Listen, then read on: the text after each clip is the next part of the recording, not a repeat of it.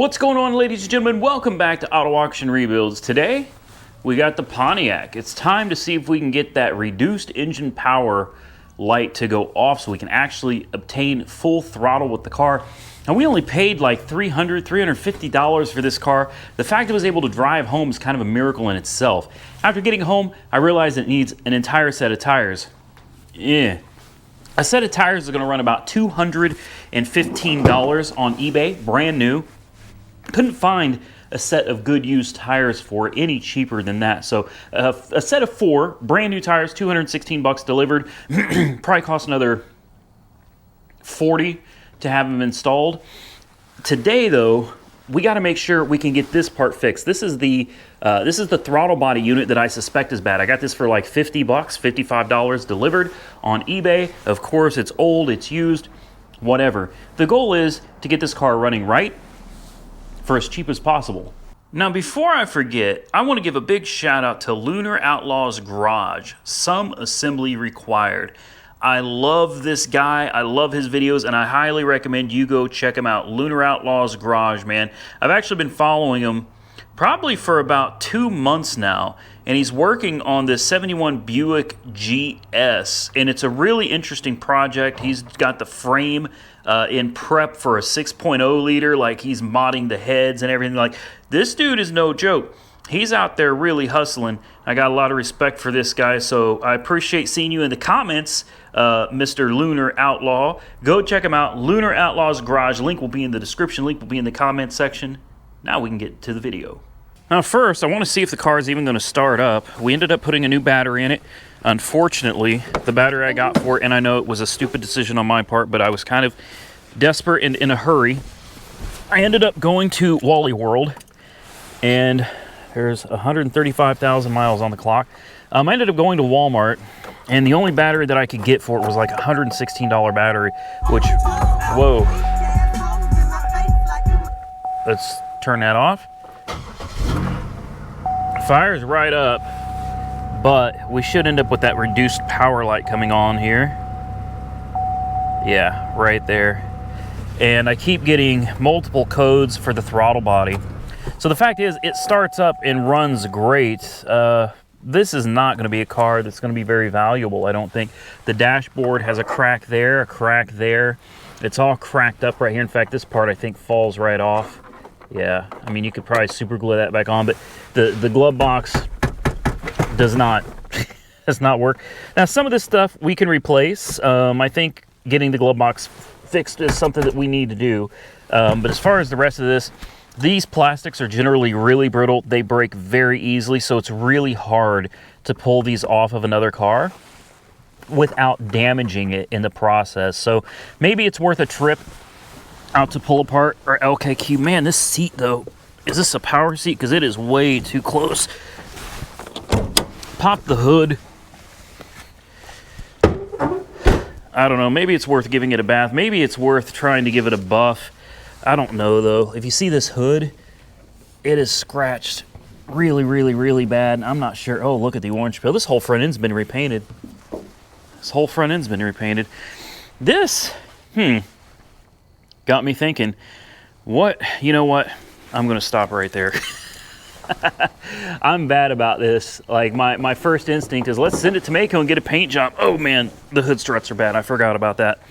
Okay, I'll have to get some vice grips. There's that new battery we put in it.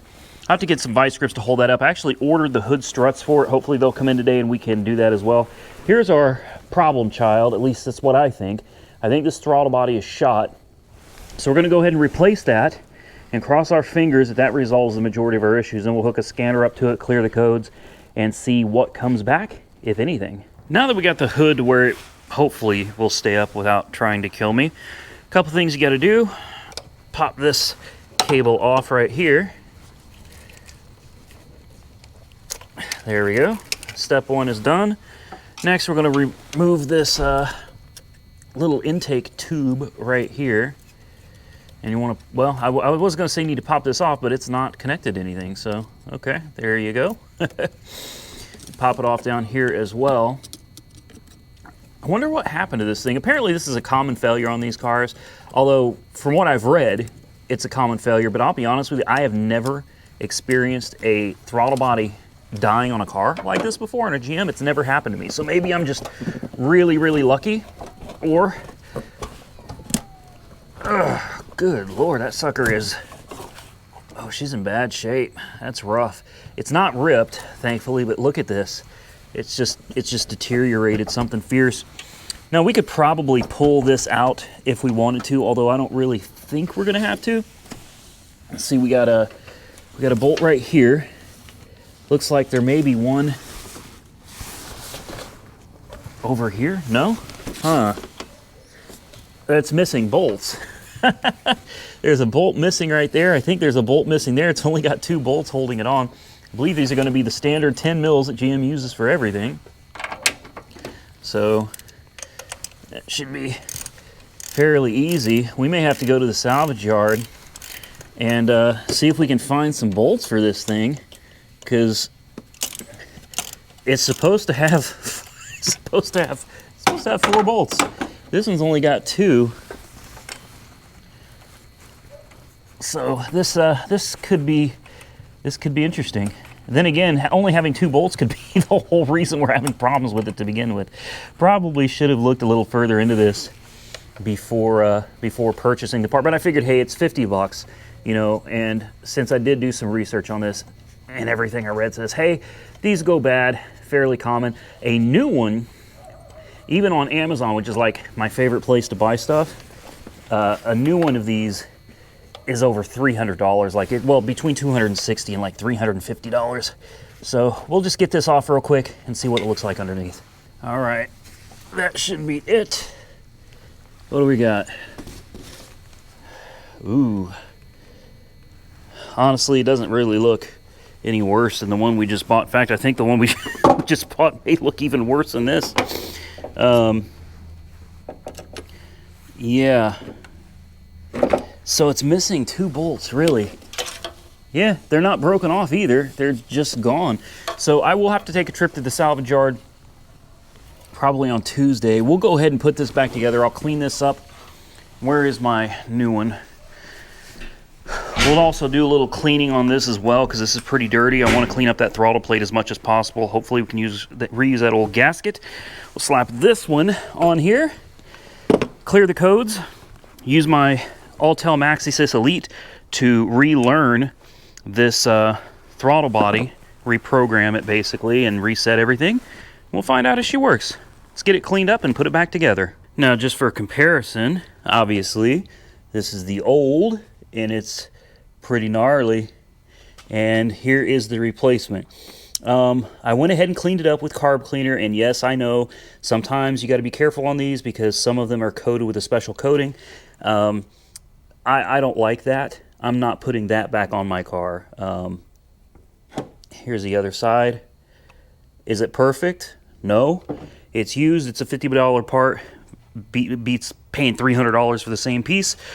We're going to install this exactly the same way we took it off, which will be just like this. And cross your fingers. Let's hope it works. Now that she's all buttoned back up, it's time to plug in the scanner.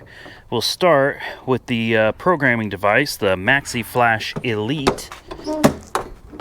Get this door open carefully. Find your OBD2 port, which is right here. Plug in your dongle. Dongle, what a funny name, dongle.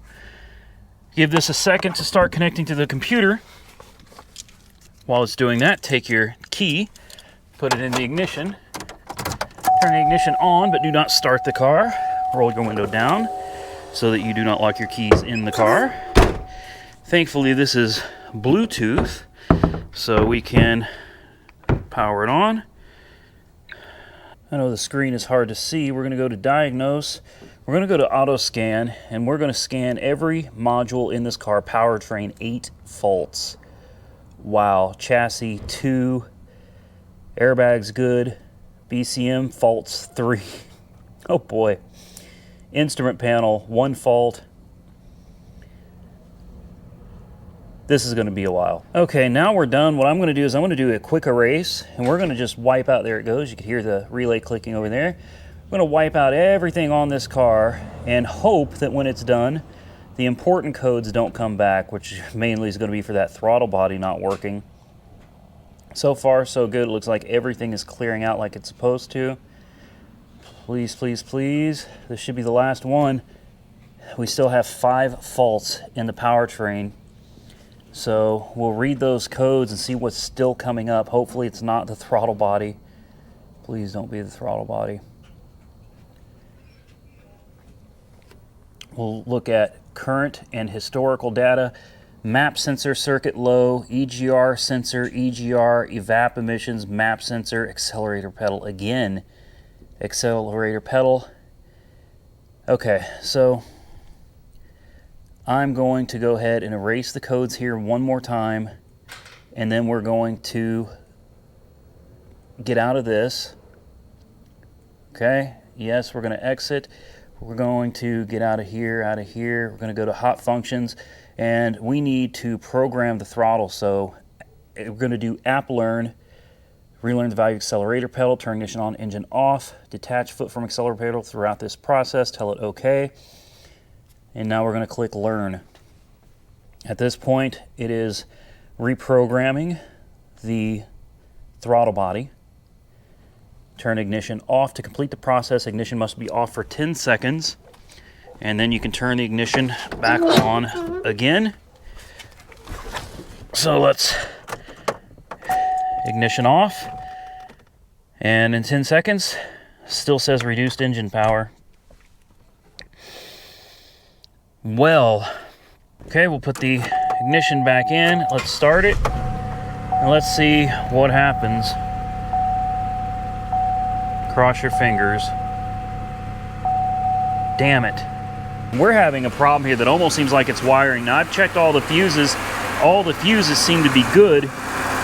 So I guess now it's time to start looking at wires. So this is really interesting. Do you see this cut harness? This was hidden underneath here. And yes, there was a wire loom which proceeded to fall down here somewhere. This could be our entire problem, guys. This is the EGR.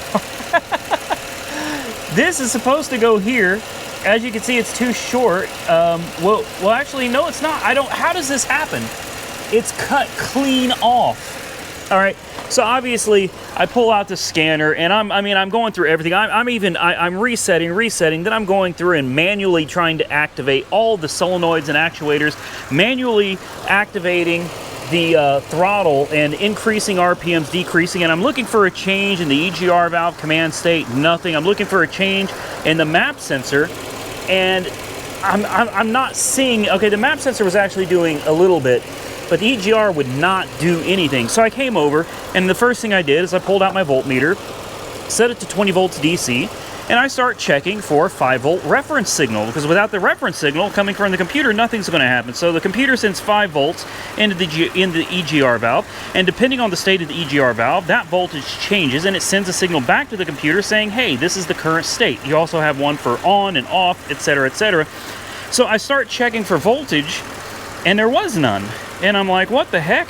So I just kind of pulled a little bit. I was going to pull the wiring loom back to take a closer look at the wires to see if anything had chafed. And as I started pulling on the wire loom, it snapped, and the whole thing came off. There's nothing hooked up here. Nothing at all.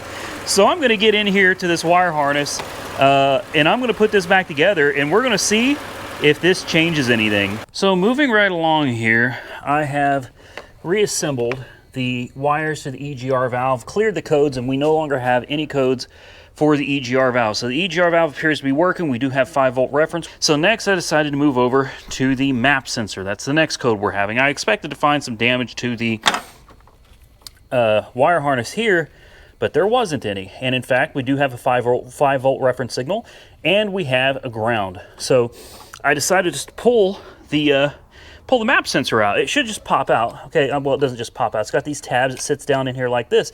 You pull these tabs apart, and when you do this, the map sensor, it's hard to do one-handed, but the map sensor should pull out like so. The problem is it's not supposed to split in half like this. So I think we figured out why we have an intermittent 5-volt reference signal on the map sensor, and that is because the map sensor is broken into 2 pieces. That's obviously a problem. So this is one of those cars where you think you may have traced it all to one issue, and that's absolutely not the case. Now, the one thing, we have two other codes that are concerning. The map sensors, that's easy enough. We'll buy another one. It's cheap. It's easy to replace, like 30-second replacement. No big deal. We've taken care of the EGR. This will take care of the map. We have two primary codes left to worry about. We have one for an evap vent solenoid. We're not going to do that. We're not worried about the evaporative emission solenoid. That's not going to affect the way the car runs at all. What will is the code that we're getting for this pedal, and this is where I have to admit I made a mistake. I replaced a part that didn't need replaced. This apparently is not the issue. The issue is most likely the pedal itself or the wiring between the pedal and here. Apparently, wherever I read that information, it was not correct. So the main issue we have is the P2125, which is accelerator pedal position sensor to circuit. We have an accelerator pedal correlation issue, accelerator pedal system. So this code and this code are most likely a result of this main code, which is the inability for the computer to determine the actual position of the gas pedal itself. Map sensor, obviously that's a problem we've got taken care of soon. The evap we're not worried about. Another one for the map sensor as well. So we should have almost everything cleared up. All that's really left that we need to worry about is this accelerator pedal. So what I'm going to do is I'm going to climb down in here, and I'm actually going to unbolt this pedal, check the wiring, check for voltage and everything at the connector. There's two 10-millimeter bolts that you can't see probably right there. I'm going to get this pedal out and take a closer look at it. We may just end up replacing the whole pedal. So that came out relatively easily. Long bolts though, 10 mils, two of them, no big deal. There it is. There's a sensor. The first thing I notice is it's got salvage yard markings on it. Yeah. Now that's not necessarily bad. There's nothing wrong with buying used components. Hell, I just did it myself on the throttle body that I replaced in vain because there was probably nothing wrong with it. But at least we got the throttle body cleaned up. It's got a nice clean throttle body.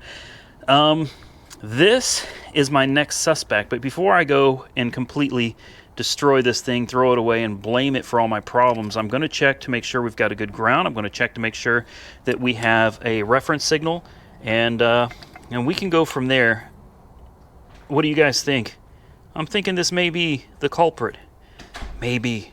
So after doing some research, it appears that everything is good with the wiring. I've checked for condensation. I've done everything. The map sensor is only $12.99. Yes, I know, honey. I have honey. Thank you. The map sensor is $12.99. The accelerator pedal with switch and everything is $58.79. I can proceed to checkout, and this will all be here tomorrow. All right, so as you can see, headlights need done, fog lights need done, and obviously need a good solid interior detail, primarily on the seats because of how dirty it is. Oh, it locked on me. Nice. I also, thanks to my Autel MaxiSys Elite, I was able to program key fobs. Unfortunately, on Pontiacs require you to have a computer to program them. See how nasty those seats are? We're gonna have to get somebody to do that. Probably do the jams. Just a general interior detail. I could do it myself, but I'm gonna be honest with you guys. I'm beat. So that's not gonna be me. Somebody else is gonna have to come in here and really clean this thing up. And with that, we are going to get out of here. But I want to thank each and every one of you for joining me today and watching this video. Come back hopefully later on this week. We'll have all the parts in. We'll be able to get out there, put everything together, and cross our fingers that everything is fixed. Because I got a lot of hope for this car. I think it's going to make somebody a wonderful daily driver once we get it, put together, sorted out, and cleaned up right. I think it's going to make somebody a great car. So I feel like we got a good deal on it at like $530 out the door at Copart. That's with fees, literally out the door. Comment below, do you think it was a good deal or not? And do you think that pedal was the problem all along or not? I appreciate all of you for watching. You follow me on Facebook and Instagram at Auto Auction Rebuilds. If you're not subscribed to the channel, please consider subscribing. Don't forget, please go check out Lunar Outlaws Garage on YouTube. Really cool dude. Highly recommend checking out his channel. He does not know I'm making a shout out in this video. So jump over there and tell him Randy sent you. And with that, ladies and gentlemen, we are going to get out of here. I appreciate all of you. Thank you so much for watching. If you're not subscribed to the channel, hey, click that subscribe button. Please, I'd appreciate it. Click the bell icon. Follow me on Facebook and Instagram, Auto Auction Rebuilds. And until next time, stay safe out there, everybody. I'll catch you all very soon in the next one.